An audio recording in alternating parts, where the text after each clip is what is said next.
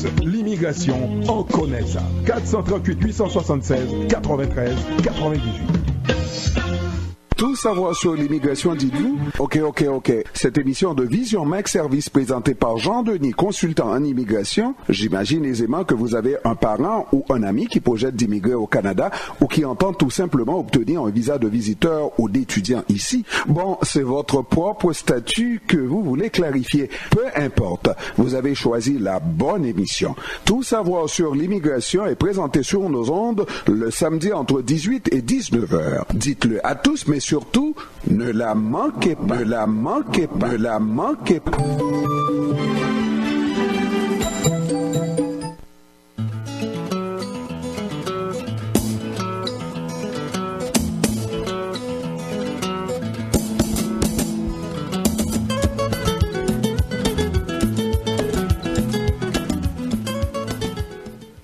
Mesdames et messieurs, bonsoir et bienvenue à votre émission Tout savoir sur l'immigration. Mon nom c'est François Jean-Denis, consultant canadien accrédité en immigration.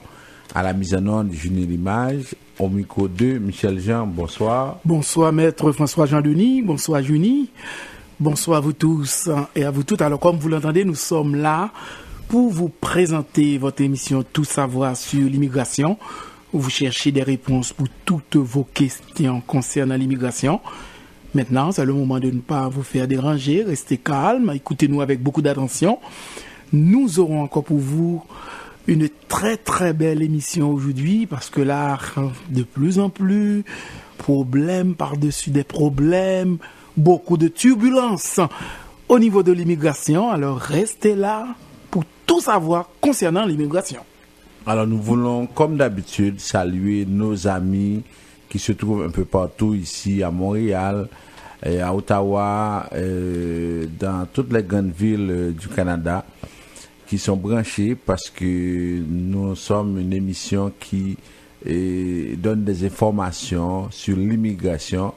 C'est pas, je ne sais pas pour les autres grandes villes, mais ici à Montréal, nous sommes la seule émission exclusive sur l'immigration. À partir de là, les gens ils veulent savoir, ils veulent comprendre ce qui se passe. Et depuis quelque temps, ce que nous faisons, c'est que nous donnons les informations qui sont justes.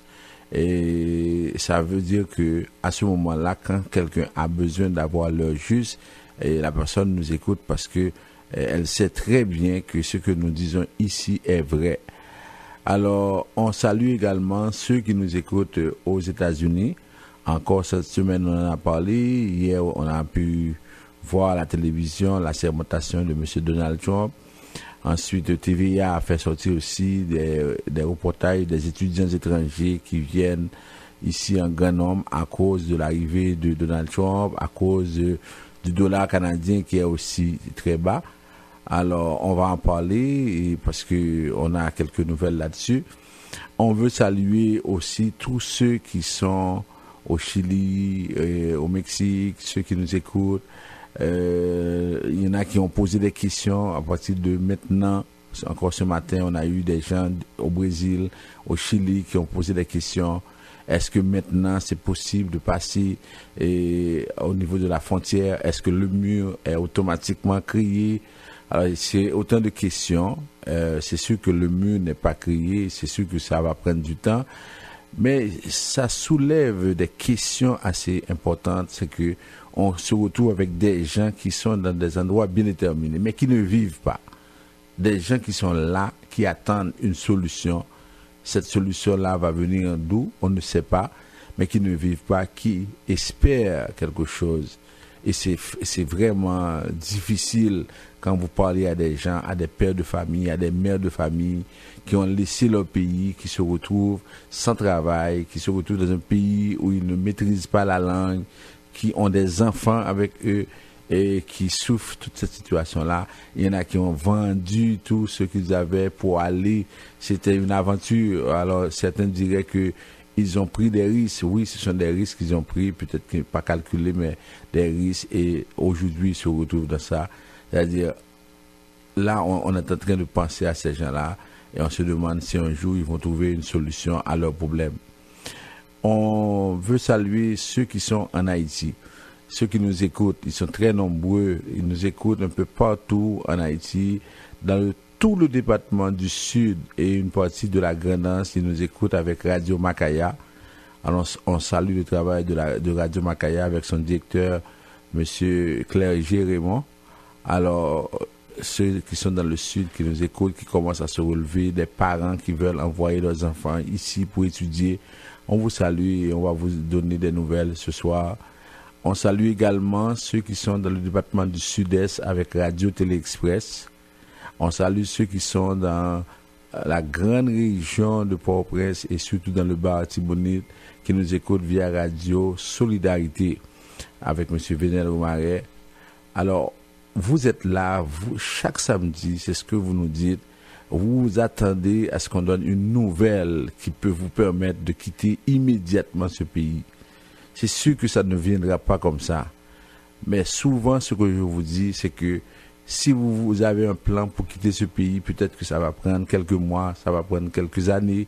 Ça veut dire qu'on n'obtient pas dans la vie quelque chose avec une baguette magique et on clique les doigts et puis ça arrive. Souvent, il faut mettre un plan, il faut savoir comment faire pour arriver à atteindre cet objectif-là. Et c'est ce qu'on va vous proposer ce soir à travers l'émission. D'abord, on va vous donner des nouvelles. Ensuite, on va faire un rappel des nouvelles les plus importantes. On va commencer à vous parler également du salon d'emploi qui aura lieu le 27 mai au Collège Rosemont. Alors, le 27 mai 2017 au Collège Rosemont, on va prendre un peu de temps pour vous en parler. Et ensuite, si vous avez des questions, des commentaires, vous pouvez, à partir quand on va donner le signal, vous pouvez composer le numéro 514-790-2726. On prend la première pause à l'émission. Tout de suite après, on y revient pour la suite du programme. Les années ont confirmé que Michel Studio est le géant de la coiffure à Montréal. Quel que soit le service, coupe permanente, greffe, curl, tresse africaine, produits de beauté, transfert d'argent, 7 jours sur 7. Michel Studio, par le respect absolu de ses clients, un accueil chaleureux, un prix jamais égalé pour hommes et femmes. Restez en contact avec vos proches en Haïti ou ailleurs dans le monde. Mettez des minutes sur votre téléphone avec Michel Studio. Michel Studio, 91 37 P9, coin 46e, 54 321 9415, 321 94 15. Bien que le monde soit devenu un village global, immigrer au Canada peut parfois s'avérer très difficile. Les lois, les formulaires à remplir, les règlements, les critères de sélection sont autant d'obstacles à franchir pour y parvenir. Mettez-vous donc à l'abri de ces complications avec Vision Max Service, cabinet spécialisé en immigration. Vous rêvez d'immigrer, d'étudier au Canada ou tout simplement de visiter le pays? Vision Max Service. Vous comptez demander un super visa, venir investir ou vous établir en tant que travailleur qualifié au Canada? Vision Max Service. Vous souhaitez parrainer époux, épouse, enfants, papa, maman, bref, réunir la famille au Canada? Vision Max Service, un label de qualité. Vision Max Service, c'est le travail de professionnels qui étudient, traitent, suivent votre dossier. Ils vous conseillent, vous encadrent, vous accompagnent dans toutes vos démarches pour des résultats 100% excellents. 273 Lalu Port-au-Prince, Haïti, coin Ruelle Vaillant, 48 20 78 18, 22 09 76 82.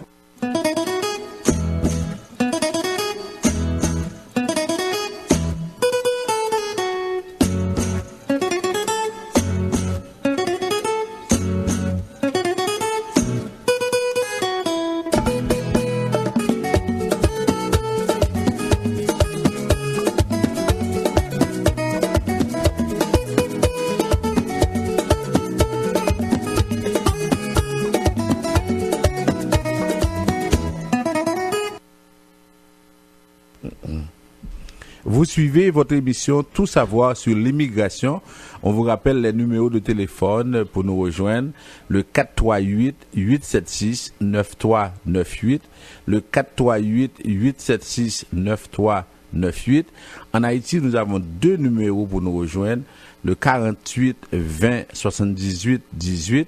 48 20 78 18 ou bien le 22 09 76 82. Vous pouvez également nous envoyer des messages par WhatsApp. C'est sûr qu'on peut voir les messages, mais toujours est-il qu'on va vous orienter vers le bureau qui se trouve au 273 Lalu, coin Ruelle Vaillant. Le bureau de Vision Max Service est au 273 la rue coin Ruelle Vaillant. Alors là, vous allez trouver les secrétaires qui vont vous parler, qui vont écouter vos doléances et qui vont vous orienter. Alors, si vous avez besoin des informations pour savoir quelle décision prendre, si vous traversez une situation difficile, vous voulez savoir comment procéder, alors quand vous passez au bureau à Port-au-Prince, à ce moment-là, on prend votre numéro, on vous donne un rendez-vous et c'est moi qui vais vous parler. Ce ne sont pas les secrétaires qui vont vous donner des informations, c'est moi qui vais vous parler, c'est moi qui vais vous dire exactement ce que vous devez faire dans votre cas. Ça se fait très bien et à ce moment-là, quelle que soit la situation dans laquelle vous trouvez, si vous comptez, si vous avez l'option, si vous avez l'intention de venir au Canada, notre rôle, c'est de vous dire comment sont les choses au Canada et avec nous, vous avez cette garantie que vous allez avoir l'information qui est correcte, vous allez avoir la vraie information. Ça veut dire qu'on ne va pas vous inventer des choses juste pour avoir des clients, mais on va vous dire les choses comme elles sont. Alors c'est important, Vision Max c'est la référence à ce niveau-là. Alors ce qu'on va faire, on va commencer avec les nouvelles. Et d'abord, comme première nouvelle, on apprend que Madame Zora Trabelsi et ses enfants souhaitent mener une vie normale au Canada. Vous vous rappelez, Monsieur Trabelsi Belhassan Trabelsi, c'est le neveu du dictateur déchu Ben Ali. Alors, ça fait 6 ans, après la chute, vous vous rappelez, on a eu le printemps arabe, et puis par la suite, on a, en Tunisie, le président Ben Ali a dû quitter le pouvoir. Son gendre est venu ici au Canada, il était résident permanent, mais il n'a pas respecté l'obligation de résidence. Arrivé à l'aéroport, on lui a dit qu'il ne respecte pas l'obligation de résidence. Il a été en appel, il a perdu la cause. Ensuite, il a fait une demande d'asile qui a été refusée pour lui parce que lui, il persécutait des gens en Tunisie. Parce qu'il persécutait des gens en Tunisie, sa demande a été refusée. Et par la suite, il a eu à faire beaucoup d'autres demandes. Il a interjeté appel, il est allé à plusieurs, par exemple, niveaux pour essayer de rester au Canada. Et puis, brusquement, en août 2016, on a appris qu'il a disparu de la nature. On ne sait pas où il se trouve. Alors qu'il avait un rendez-vous au niveau de la commission de l'immigration. Et on a appris que Monsieur Trabelsi a disparu de la nature. On ne sait même pas où il se trouve. 6 mois après, il est apparu à la télévision tunisienne. C'est pas en direct. Il est apparu pour dire que il se sent menacé. Il ne peut pas venir en Tunisie. Il salue sa femme. On ne sait jusqu'à présent où il se trouve.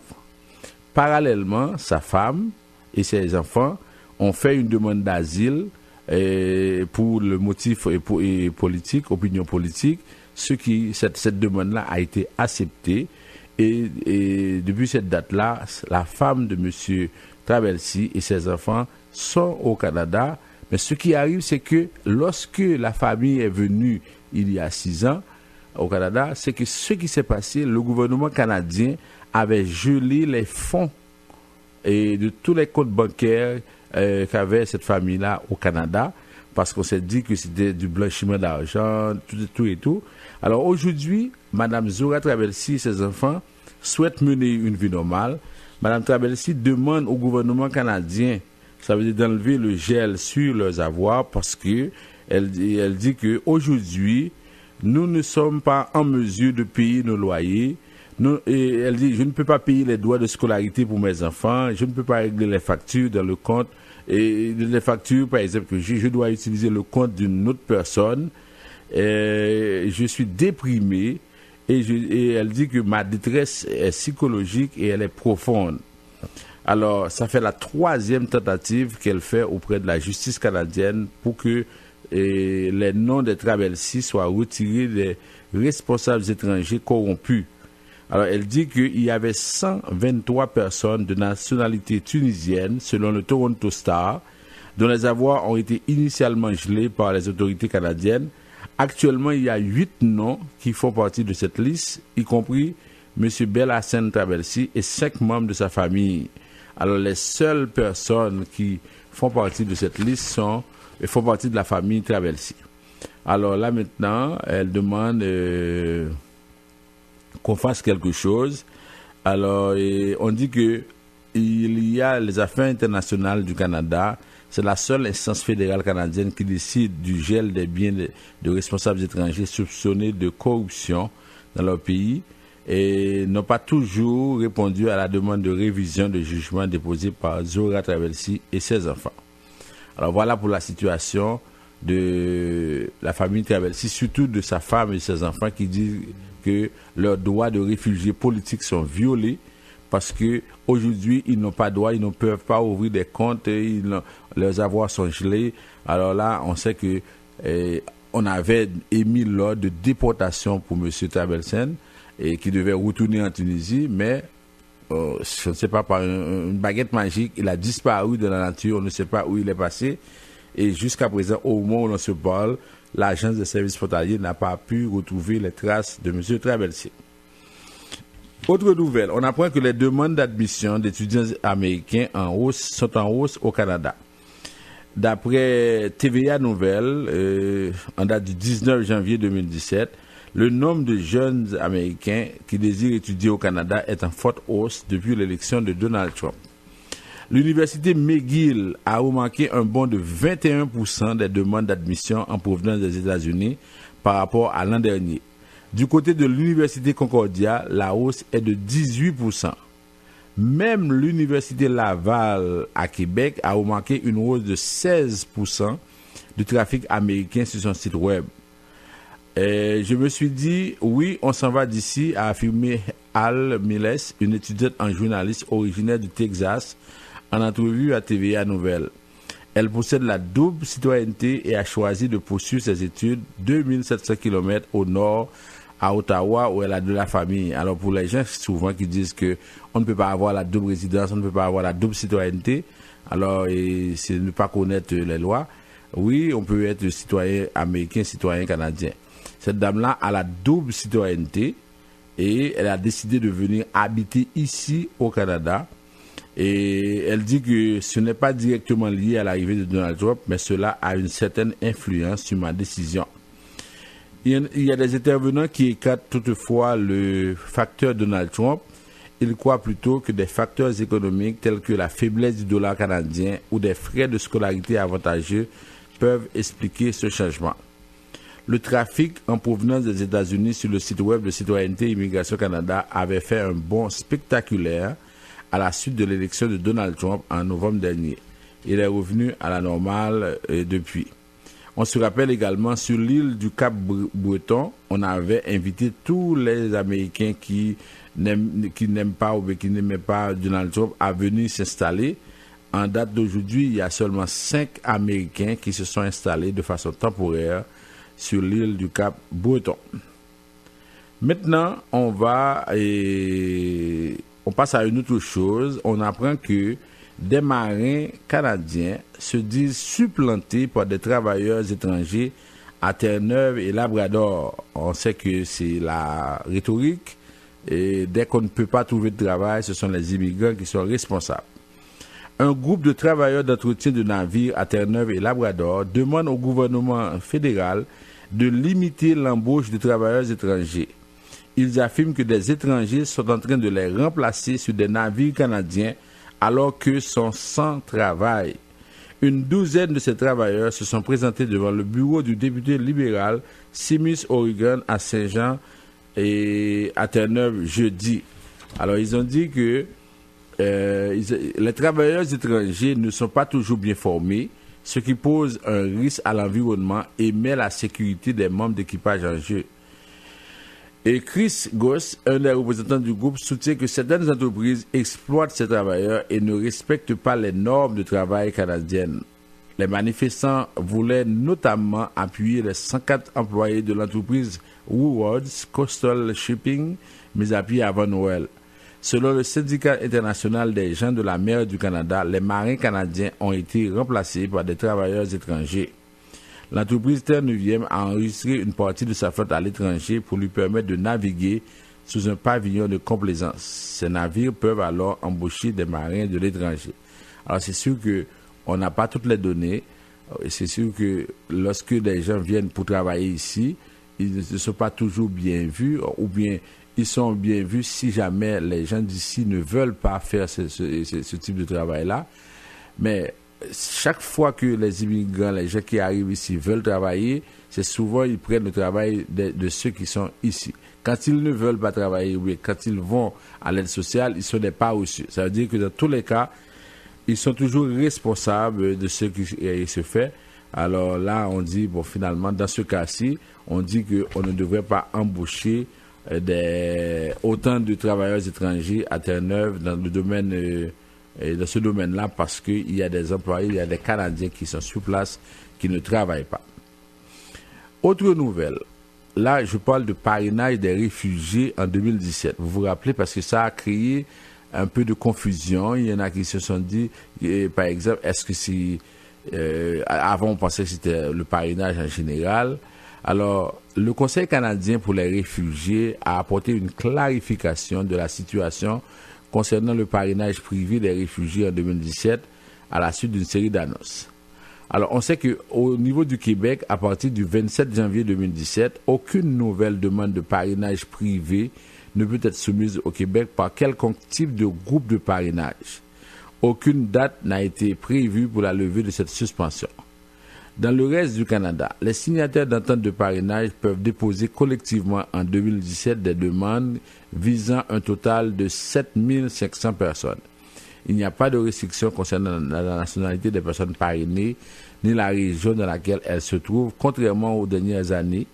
Aucune restriction n'est imposée sur des bureaux de visas individuels.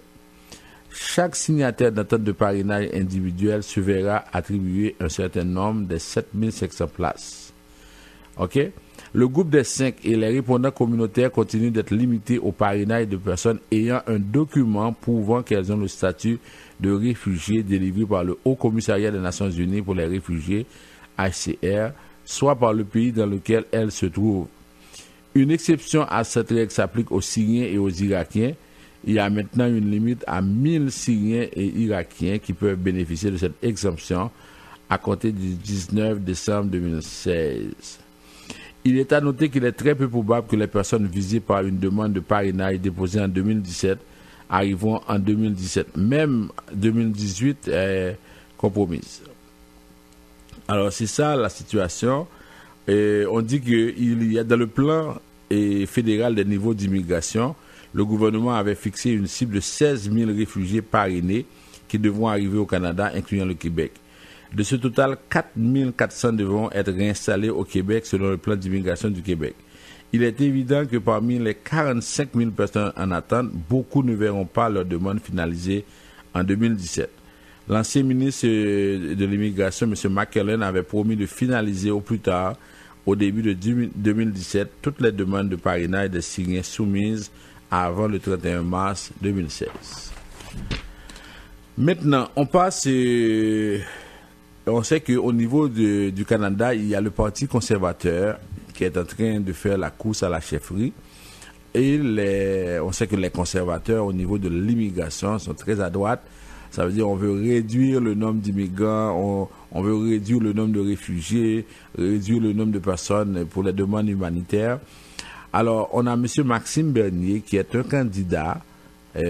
Pour ceux qui nous écoutent, par exemple, en Haïti, le père de Maxime Bernier était ambassadeur du Canada en Haïti, M. Gilles Bernier. Alors, Maxime Bernier, lui, il a fait des propositions pour une nouvelle politique d'immigration en vue de répondre aux besoins économiques du Canada. Alors, il dit que l'immigration est devenue une question très controversée en politique. On a vu la montée des partis anti-immigration en Europe. Il dit que le Canada a toujours été un pays largement ouvert à l'immigration en raison de son large territoire et de sa relative jeunesse. On dit que la politique d'immigration de façon générale au Canada a été très fructueuse.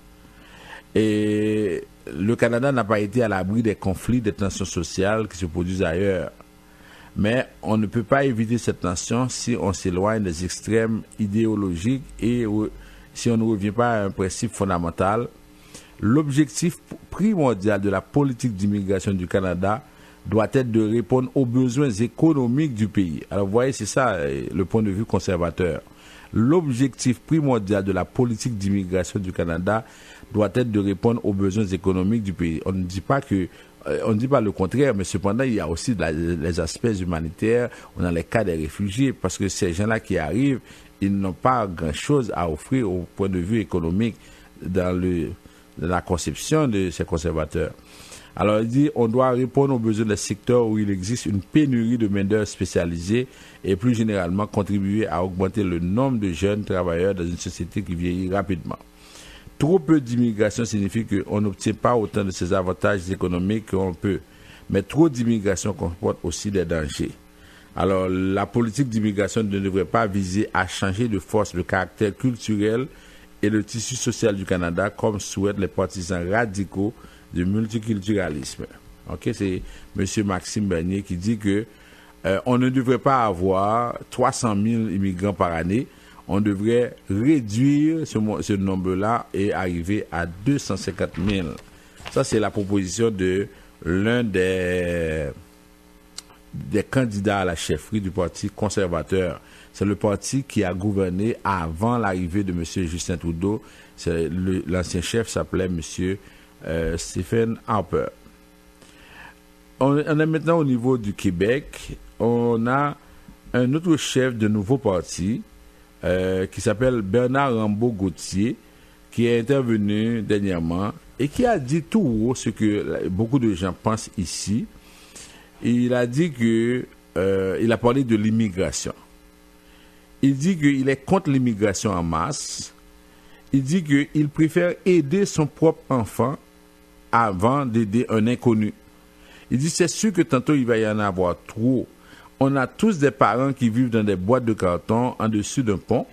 Les immigrants, je ne suis pas contre dans la forme que c'était avant, mais là ils arrivent avec des mouvements de masse. Je ne suis pas contre les néo-québécois, dit-il, mais il dit qu'il faut d'abord commencer par aider ceux qui sont ici sur place.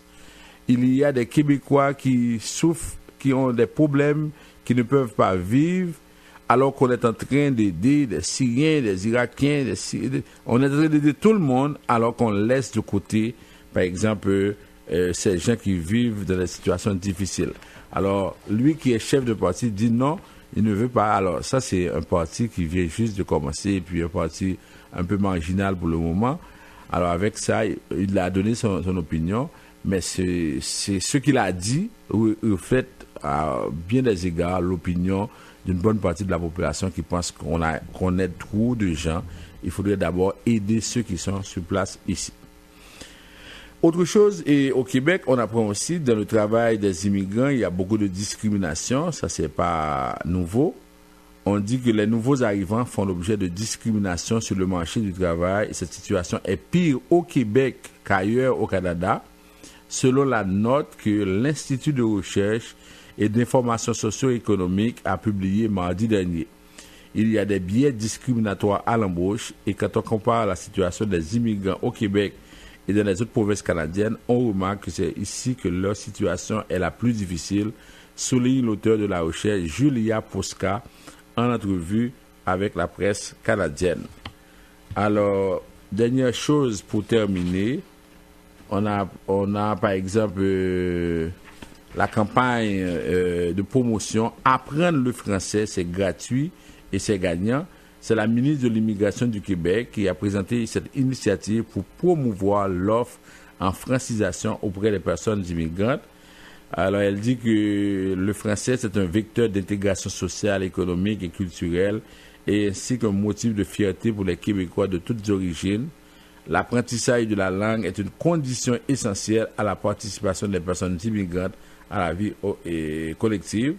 C'est très bien, mais cependant, quand les gens parlent français, ils font une demande de travail, on leur dit que si vous ne parlez pas anglais, vous ne pouvez pas obtenir le travail. C'est bien beau de dire que oui, il faut apprendre le français, on n'est pas contre, et le français reste la langue de la province, mais ce qui arrive souvent, ce n'est pas le cas. Les gens qui frappent aux portes des entreprises n'arrivent pas à trouver du travail parce qu'ils sont francophones. Il est plus facile pour un unilingue anglophone de trouver du travail au Québec que pour un unilingue francophone de trouver travail sur la même place, dans cette promesse qui dit être francophone. On prend une toute petite pause, et puis là maintenant, on va faire le rappel des nouvelles les plus importantes. Que le monde soit devenu un village global. Immigrer au Canada peut parfois s'avérer très difficile. Les lois, les formulaires à remplir, les règlements, les critères de sélection sont autant d'obstacles à franchir pour y parvenir. Mettez-vous donc à l'abri de ces complications avec Vision Max Service, cabinet spécialisé en immigration. Vous rêvez d'immigrer, d'étudier au Canada ou tout simplement de visiter le pays? Vision Max Service. Vous comptez demander un super visa, venir investir ou vous établir en tant que travailleur qualifié au Canada? Vision Max Service. Vous souhaitez parrainer époux, épouse, enfants, papa, maman, bref, réunir la famille au Canada? Vision Max Service, un label de qualité. Vision Max Service, c'est le travail de professionnels qui étudient, traitent, suivent votre dossier. Ils vous conseillent, vous encadrent, vous accompagnent dans toutes vos démarches pour des résultats 100% excellents. 273 Lalu Port-au-Prince, Haïti, coin Ruelle Vaillant, 48 20 78 18, 22 09 76 82. Vous suivez votre émission Tout savoir sur l'immigration. Avant d'aller plus loin, je vous rappelle aussi, parce que tout à l'heure je n'en ai pas parlé, le marché Weibo qui est à Anjou au 8362 Chaumont vous attend pour des produits fruits et légumes, produits tropicaux, produits latinos, les transferts d'argent, les plats haïtiens.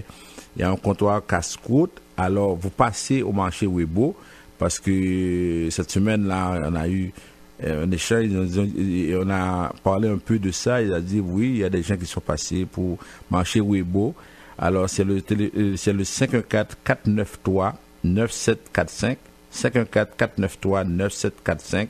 Passez au marché, dites que vous avez écouté l'annonce à l'émission Tout savoir sur l'immigration.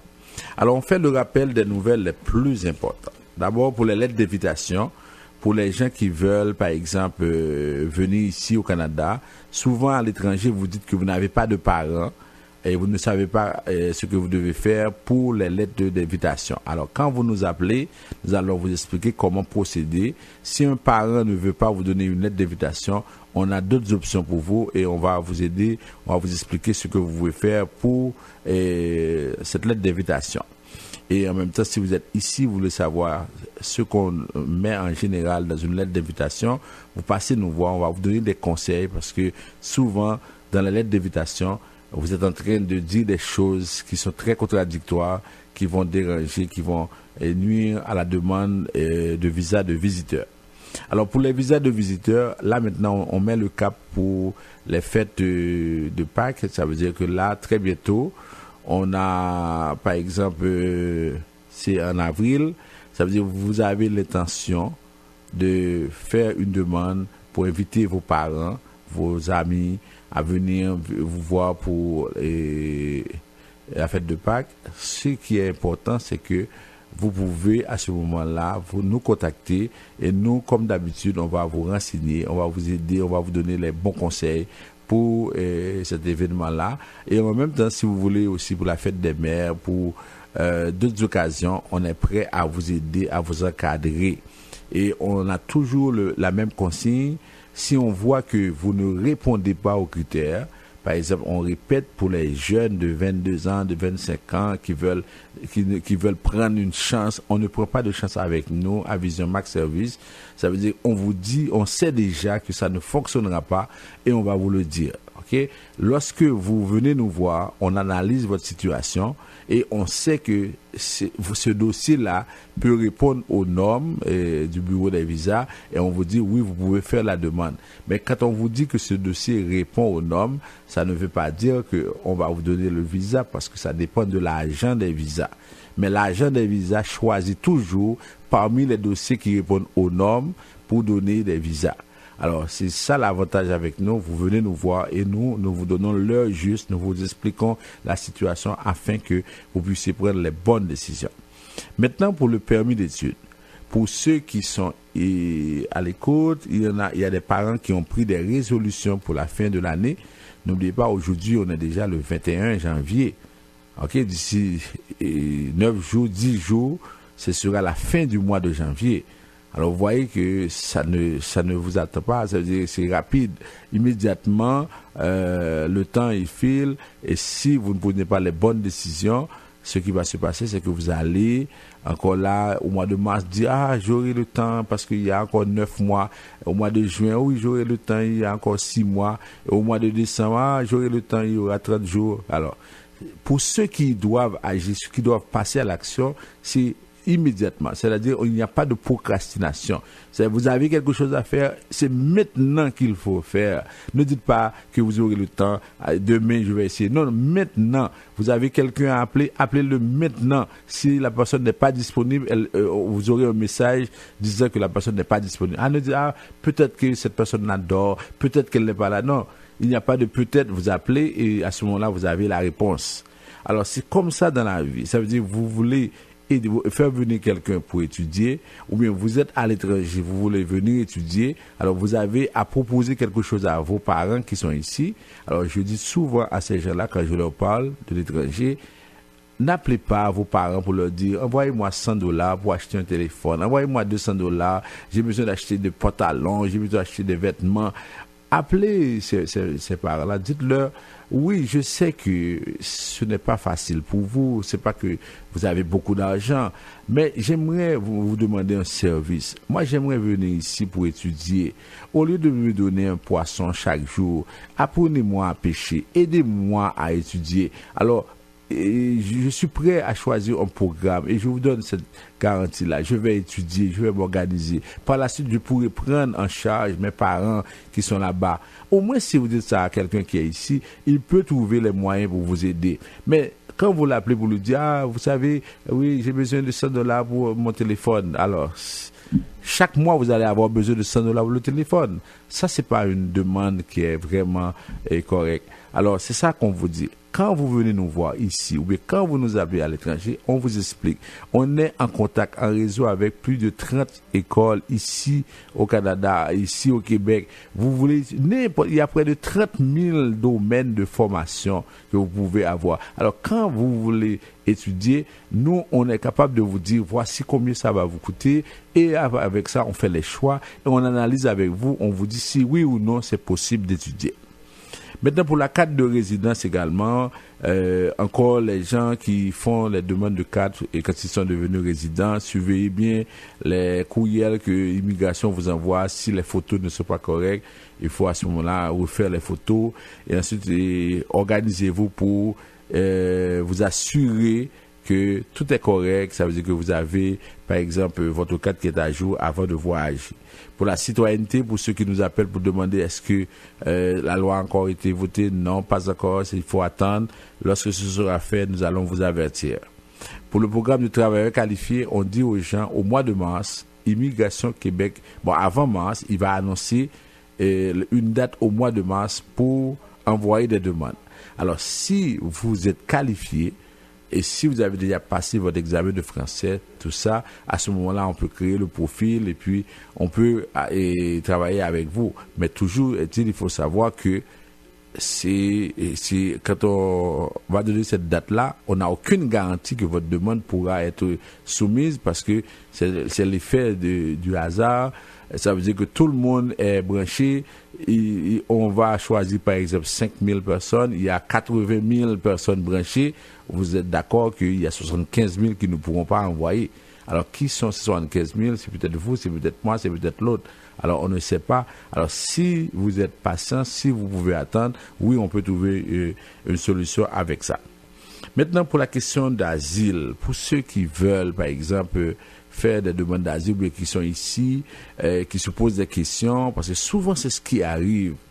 Et malheureusement, je vois des cas, les gens, c'est peut-être avant l'audience, ou bien peut-être que lorsqu'ils ont été refusés, ils viennent nous voir, ils nous disent « Ah oui, vous savez, ce sont mes parents qui m'ont introduit, qui m'ont dit d'aller voir X, d'aller voir Y, et vous savez, je n'ai pas compris le système avant, je ne savais pas comment répondre. » Mais ça, on vous l'a dit, ça fait combien de temps qu'on répète la même chose derrière ce micro? Vous voulez faire une demande d'asile. Quand vous prenez la décision de faire une demande d'asile, c'est une décision très, très importante. Parce que il y a le risque de retourner dans votre pays d'origine si ça ne fonctionne pas. À ce moment-là, si vous n'avez pas une crainte qui est fondée, vous allez avoir des problèmes parce que on ne va pas vous faire de cadeau à la commission de l'immigration. Alors tout ce qu'on vous dit, organisez-vous, prenez les bons conseils pour pouvoir régler ça. Alors la personne qui vous donne n'importe quel conseil, si vous acceptez ça, si vous prenez ce conseil-là, vous allez payer les conséquences plus tard. Ensuite, pour la question de parrainage de conjoints, cette semaine, on a vu des personnes qui ont été à des entrevues au bureau des visas, on les a refusés. Imaginez une personne qui s'en va à une entrevue et la personne n'a même pas une copie de ses formulaires, qui ne sait même pas ce qu'elle va répondre, et elle arrive là-bas, elle raconte des choses qui ne sont pas compatibles avec ce qui a été déjà écrit dans le dossier. Alors, après, maintenant, vous ne savez pas ce que vous devez faire, vous êtes affolés. Mes amis, j'ai besoin de ma femme, j'ai besoin de mon mari. Alors, mais c'est pas à ce moment-là que vous devez faire toutes ces choses-là. Bien avant le mariage, pendant le mariage, on est là, on vous accompagne. C'est ce qu'on vous dit. Pour ceux aussi qui veulent parrainer les enfants à charge, ceux qui nous disent que, oui, on veut vraiment parrainer nos enfants, oui, des fois, on n'a pas mis les noms des enfants, là maintenant on veut faire quelque chose, mais si vous n'avez pas mis les noms des enfants, maintenant c'est trop tard, vous ne pouvez pas faire quelque chose. Il peut y avoir d'autres options, mais vous ne pouvez pas parce que c'est vous qui avez choisi, ou bien c'est quelqu'un qui a choisi de ne pas mettre les noms de vos enfants, c'est trop tard. Il n'y a pas de miracle. C'est-à-dire que quand souvent vous allez quelque part, on vous dit, ok, on va prendre une chance, on va écrire une lettre, on va expliquer pourquoi vous n'avez pas mis les noms des enfants, foutaise, tout ça. Ça veut dire que ça ne fonctionnera pas. Il faut qu'on vous dise les choses comme elles sont, parce que sinon vous perdez du temps, vous perdez de l'argent. Ok, c'est ça la situation.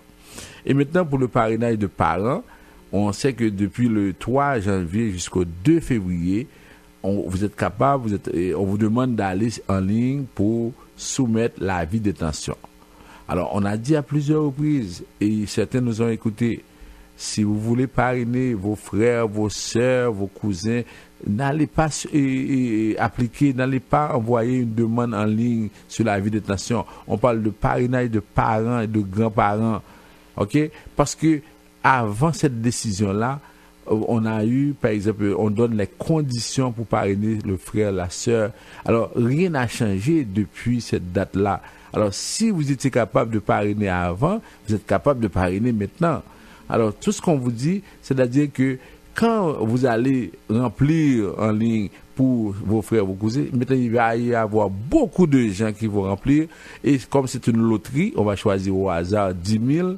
Alors imaginez qu'on choisit des gens qui ne sont même pas qualifiés, alors qu'il y a d'autres personnes qui sont qualifiées, qui pourraient être choisies, mais parce que on leur a dit oui, tout le monde peut faire ça. C'est faux, tout le monde ne peut pas faire ça. Il s'agit de parrainage de parents et de grands-parents. Alors ça c'est le rappel. Là maintenant on va prendre la pause. Après je vais vous parler brièvement du programme de notre salon d'emploi le 27 mai. Et puis si vous avez des questions, des commentaires, vous pouvez commencer à réserver un circuit en appelant au 514-790-2726. Bien que le monde soit devenu un village global, immigrer au Canada peut parfois s'avérer très difficile. Les lois, les formulaires à remplir, les règlements, les critères de sélection sont autant d'obstacles à franchir pour y parvenir. Mettez-vous donc à l'abri de ces complications avec Vision Max Service, cabinet spécialisé en immigration. Vous rêvez d'immigrer, d'étudier au Canada ou tout simplement de visiter le pays? Vision Max Service. Vous comptez demander un super visa, venir investir ou vous établir en tant que travailleur qualifié au Canada? Vision Max Service. Vous souhaitez parrainer époux, épouse, enfants, papa, maman, bref, réunir la famille au Canada? Vision Max Service, un label de qualité. Vision Max Service, c'est le travail de professionnels qui étudient, traitent, suivent votre dossier. Ils vous conseillent, vous encadrent, vous accompagnent dans toutes vos démarches pour des résultats 100% excellents. 273 Lalu Port-au-Prince, Haïti, coin Ruelle Vaillant, 48 20 78 18 22 09 76 82.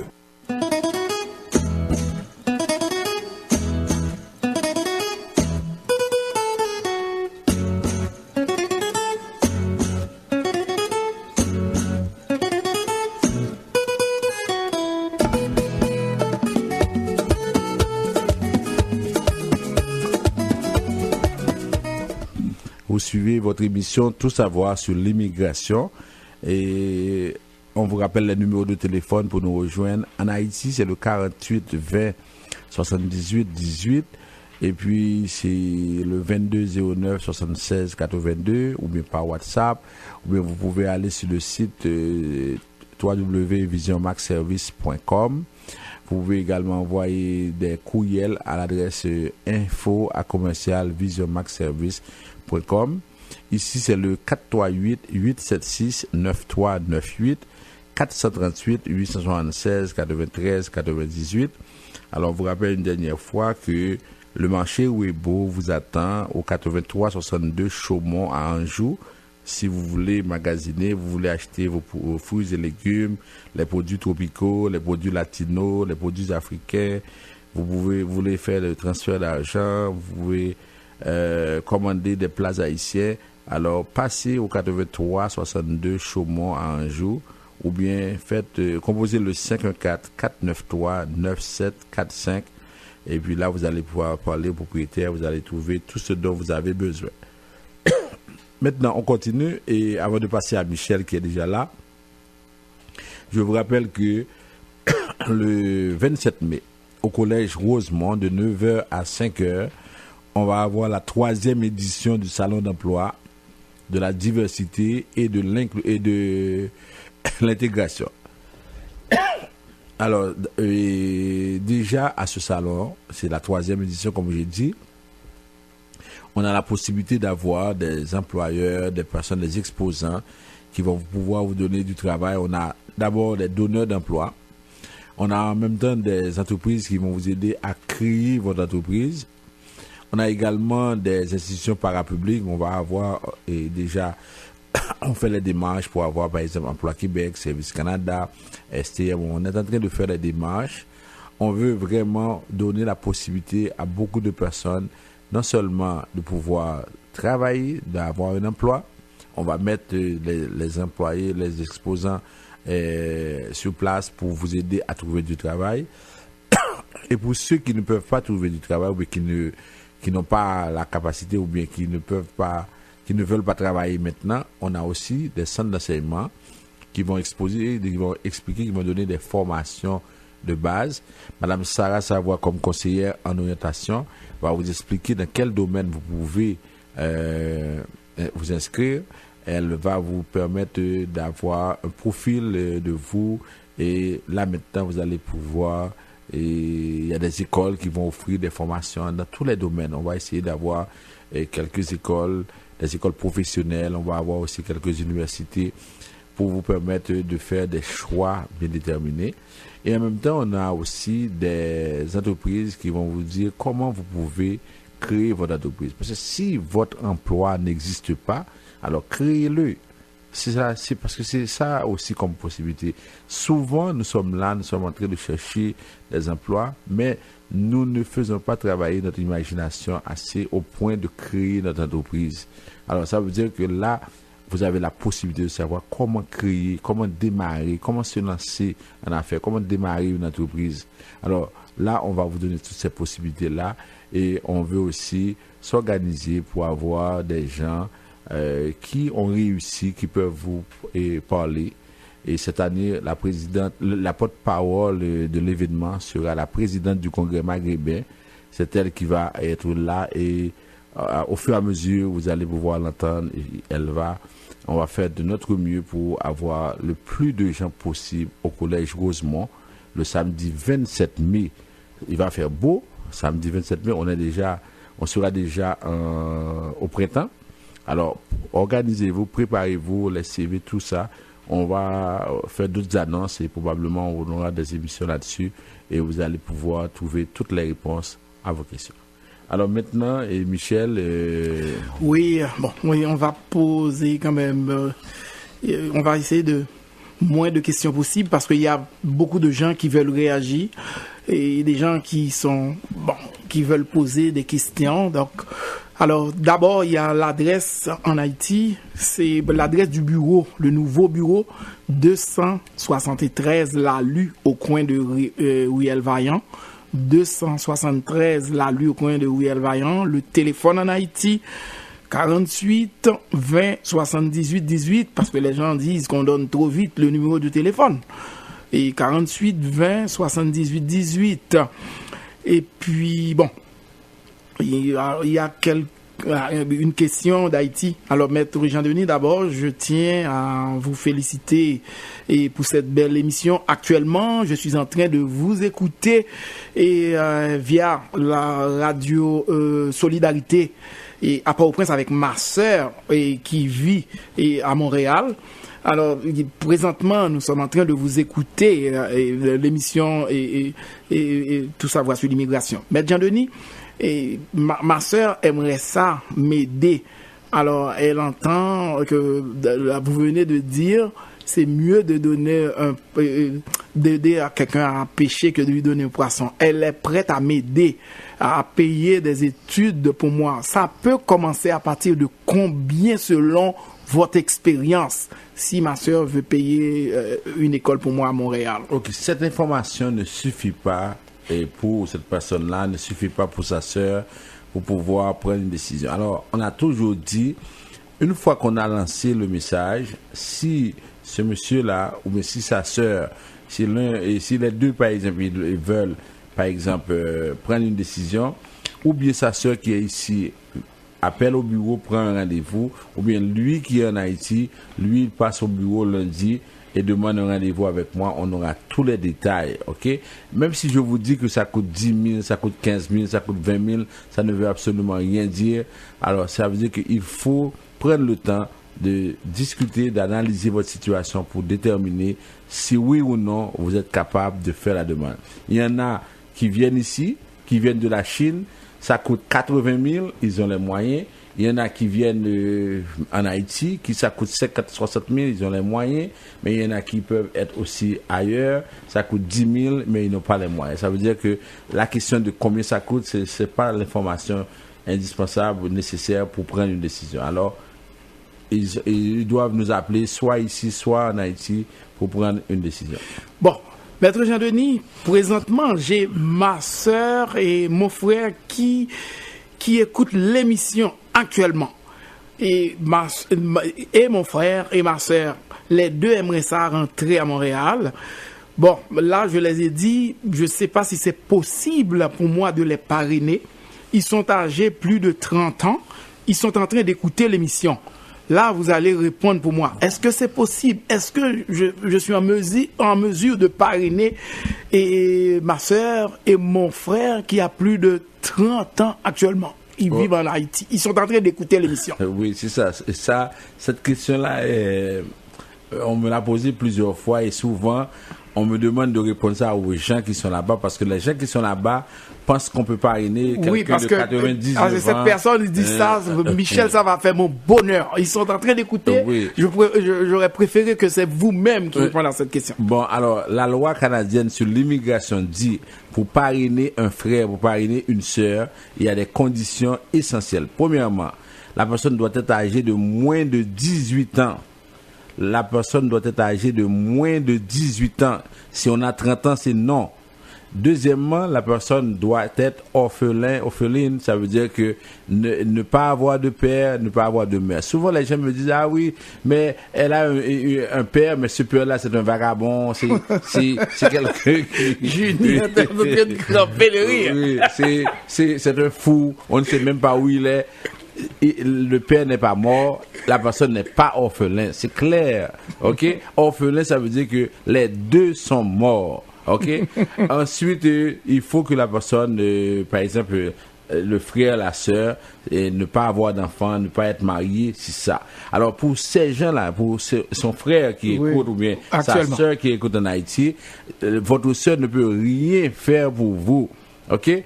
Au moins là, discuter avec elle ou bien essayer de voir d'autres options, mais s'il s'agit de parrainage. D'ailleurs, le parrainage n'est pas la seule option qui existe au Canada pour venir y habiter ou bien pour venir vivre. Alors, il y a d'autres options.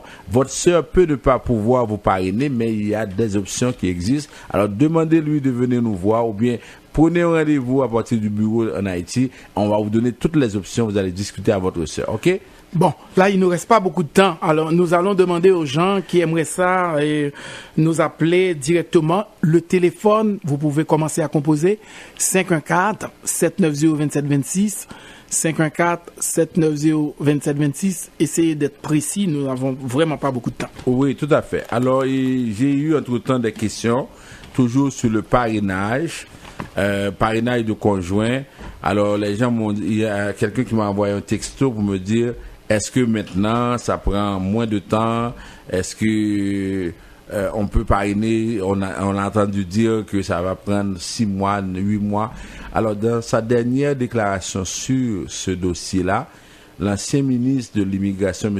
John McKellen, a dit au mois de décembre que le gouvernement canadien, mais Citoyenneté et Immigration Canada, veut réduire le délai ou bien veut accélérer le processus. On pense maintenant à 12 mois.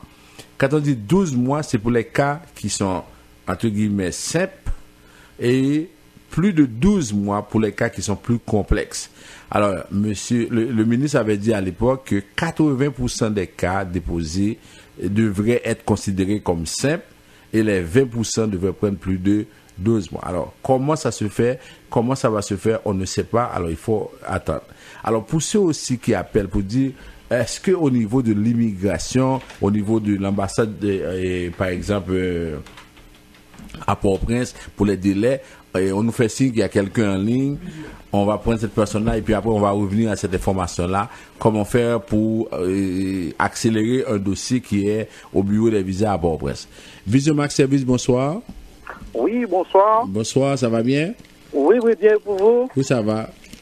Je ne peux pas vous poser ma question sans vous dire mes félicitations et mes compliments pour le travail colossal que vous êtes en train de faire. Merci beaucoup. Vous êtes vraiment notre voix, nos yeux et nos oreilles. Merci.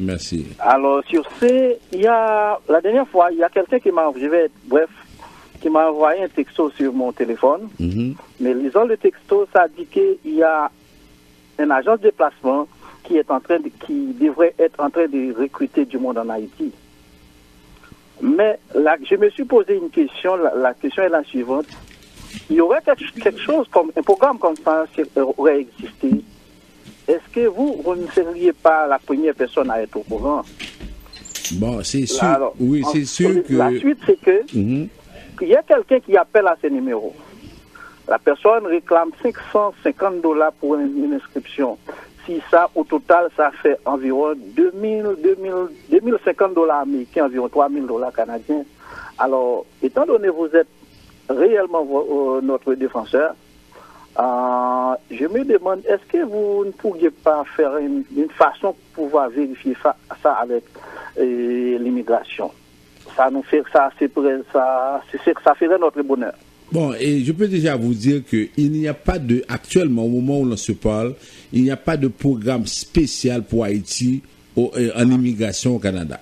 Alors, quand les gens vont là-bas et disent n'importe quoi ou bien proposent n'importe quoi, les gens ils peuvent passer à notre bureau à Port-au-Prince et là, ils peuvent nous parler, on peut vérifier avec eux autres, mais pratiquement, quand quelqu'un dit qu'il y a un programme de recrutement de $500, il faut être très, très prudent. Parce que souvent, on va profiter de l'ignorance, on va profiter de la situation des gens qui veulent venir à tout prix, on va leur dire n'importe quoi, on va proposer n'importe quoi. Alors, ce que je dis aux gens qui sont surtout en Haïti, souvent qui me disent qu'ils sont découragés, ils sont désespérés, alors je leur dis que si vous êtes désespérés, c'est pas en donnant de l'argent à n'importe qui que vous allez avoir de l'espoir. Alors, vous pouvez donner de l'argent, mais si vous donnez de l'argent à la mauvaise personne ou dans de mauvaises conditions, ça ne fonctionnera pas. Alors, c'est clair qu'on encourage les gens à écouter l'émission. Si jamais il y a une annonce en immigration au Canada, on sera la première personne à l'annoncer ici, et des fois on intervient par exemple aussi dans ces radios-là, parce que des fois les directeurs de ces radios font des entrevues avec nous, mais il n'existe pas de programme spécial pour Haïti maintenant en immigration au Canada. Si quelqu'un le dit, c'est faux, archi faux. Alors, c'est tout ce qu'on peut dire, mais on n'a pas à aller vérifier parce qu'on sait que ça n'existe pas. OK? Oui, merci beaucoup. Okay. Alors, le programme, pour mieux dire, c'est un programme dans le niveau pour des travailleurs agricoles, juste pour une précision. Bon, ça veut dire le programme de travailleurs agricoles existe, mais c'est pas un programme pour Haïti. Et puis il y a des conditions. C'est sûr qu'on va y revenir la semaine prochaine. Je vous promets, on va en parler parce que le temps file. On va vous parler de ça la semaine prochaine. D'accord. Merci beaucoup. Merci. Merci. Vision Max Service, bonsoir. Oui, bonsoir, M. Jadeni. Oui, ça va bien. S'il vous plaît, en question bien, oui, parce que si on est allé dans faire demande de citoyenneté canadien 2 fois, il n'est pas passé. Est-ce que le cas fait 3e fois? Oui, oui, et des fois même, ça dépend de pour quelles conditions le pas passé. Hein. Oui, il va réussir, oui, juge citoyenneté a proposé un examen oral. Les CAFEL font un examen oral parce que s'il ne pas passer, peut-être qu'il ne pas maîtriser la technique, mais les gens font un examen oral. Ça veut dire que autant de fois qu'il ne pas passer, ça veut dire le faire. Si c'est pour refaire demande, le cas refaire, pas aucun problème avec ça. Mais ça n'a dit, au lieu de chuter à payer comme ça, $630, Sylvain Oueno n'a préparé l'examen avec lui et ça permet que la passer la prochaine fois. OK? Okay. Oui, merci un peu, oui. Pas de problème. Bon travail. Hein? Merci. Bon travail. Merci. On va dire aux gens d'arrêter d'appeler parce que les lignes sont rouges, puis le temps est déjà arrivé. Oui. Je sais pas, on va prendre la dernière parole, juste une dernière personne. Oui. Bon, ok. On va s'arrêter là. En tout cas, on sait que vous avez été très nombreux à vouloir intervenir, mais c'est sûr qu'on est limité par le temps. Bien sûr. Et puis, de toute façon, ce qu'on fait, c'est que on fait de notre mieux. Pendant la semaine, vous avez des choses à vérifier et c'est sûr que quand vous appelez au bureau, et là, par exemple, avant que la secrétaire vous donne une information, elle doit valider ça avec moi. Et c'est sûr que à ce moment-là, vous pouvez poser des questions et vous pouvez demander qu'on intervienne sur des thèmes la semaine prochaine. Ça va nous faire plaisir parce qu'on veut que les bonnes informations soient vulgarisées dans toute la communauté et dans toutes les autres communautés parce que ce n'est pas parce que les gens ont des problèmes qu'on doit en profiter pour dire n'importe quoi ou pour faire n'importe quoi. Merci beaucoup d'avoir été à l'écoute. Alors, on se voit la semaine prochaine pour une autre émission. Alors, l'émission que vous venez d'écouter est une courtoisie de Vision Max Service. Pour trouver Vision à Port-au-Prince et 48 20 78 18, le nouveau bureau très spacieux, très propre, très belle. 273 La Lue au coin de Ruelle Vaillant. Et puis à Montréal, c'est 438 876 9398. C'est aussi une